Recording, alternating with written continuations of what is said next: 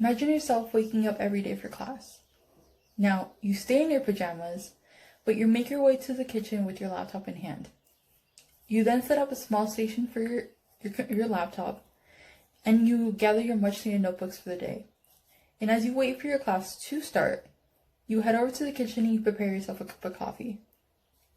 Now, once classes do start, you're slowly writing down whatever you can understand from a very glitchy professor.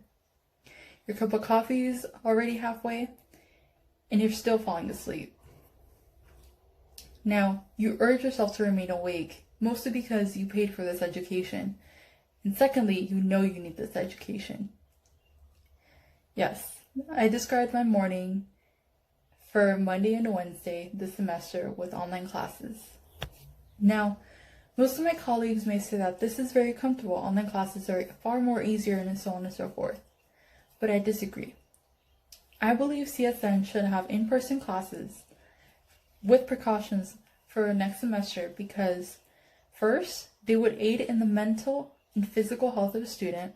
Secondly, they would prevent any present issues that are on with the online classes.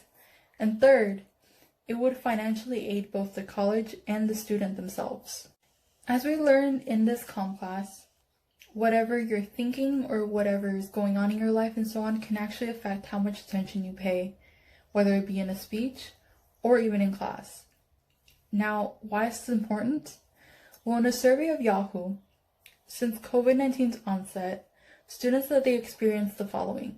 So that is 52.9% have experienced sleep pattern change, 69.1% have felt more anxious or stressed, 43.3% have experienced more depression or worry, and 52.9% feel isolated or lonelier.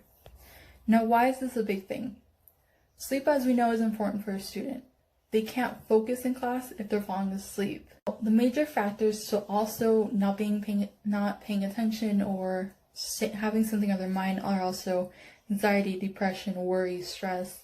They have other things to do and sometimes they don't know how to properly do them. Now, I know, for example, high schoolers, they are used to online learning, but they originated with in-person classes. Now, for example, my sister, who is in high school, that has online learning, has struggles herself. And so, if a student struggles in online learning in high school, their stress or just the whole, in general, like the worry of how online classes will be in college far worsens. Now, the main thing I'd like to focus on is feeling isolated or lonely. Now, people would say, oh, why don't you go outside after class, just step outside of your house. After a while, that actually does go into the whole continuation of isolation. You can't really leave your house because of Corona. Now, just going onto campus once is a change of scenery. It actually does help a student, even if they stay, home for the rest of the day. Now, feeling lonely, it would actually help with just simply socializing with your classmates. That's just a big help for someone. Now, another big thing that I'd like to point out is that going with the whole lonely, the most significant challenges students reported during the pandemic was the social aspect, not having the ability to socialize with their peers. So that's 69.34% of students reported that was the most difficult. We're social whether we like to admit it or not. And we need to be social in order to learn. Just texting, as many say, oh, that's the new thing. We may be texting, but we know the person. We've met them in person once. If you just text a classmate who you've never met, it's like texting a stranger. You don't really know them. It's the same with the teacher. You don't know them. You don't form that bond of trust between you and them.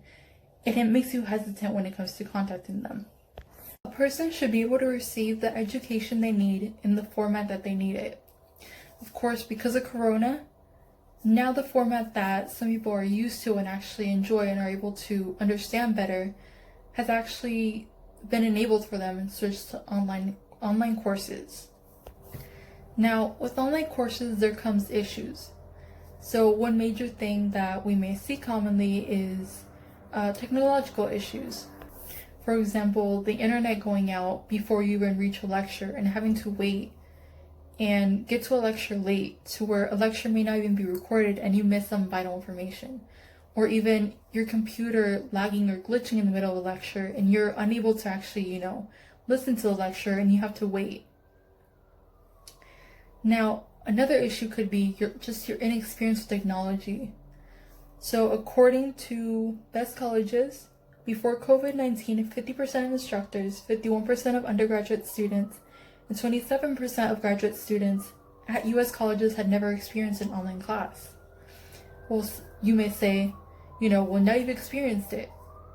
Yes, they may have experienced it, but they didn't learn anything from it. They only learned that with technology, there comes many unfortunate situations to where it only causes more struggles for you, the student.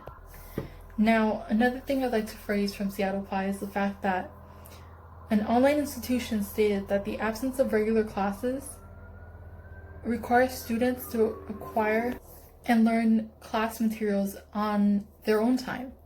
So you paid for a class, but you're teaching yourself. The professor isn't really doing anything. So what is the point of paying for an online class if you're gonna have to teach yourself? That's one big issue for online. Now, as we know, in that case, you would be wasting money. And as we know, money is a big factor to decide whether a student goes to college or not. As I stated before, CSN is an affordable college. You can afford to go by either getting the CSN scholarship or even with your financial aid. Just because a student has financial aid or scholarships or even both to afford, tuition, doesn't mean they have the money to afford the utilities that a college may acquire, like a laptop or the internet. That's where campuses and libraries come in handy. But if a lockdown occurs, the student isn't able to use either or, and therefore they can't access their classes. Secondly, when it comes to colleges, tuition is a big thing. According to Forbes article, tuition can actually go up because of the loss of revenue for a college. So what does that mean? A community college like CSN that is affordable can become unaffordable for a lot of students. So a lot of them may be discouraged from going to college and instead go to the workforce to earn the money and pay for the college later on. Many do end up returning to college later on in their lives. Some of them actually don't. CSN should open for the better in order to benefit those of low income as well as the college themselves. By going back to in-person classes next semester, it allows students that have not been benefiting from online classes to have an opportunity to better educate themselves this semester.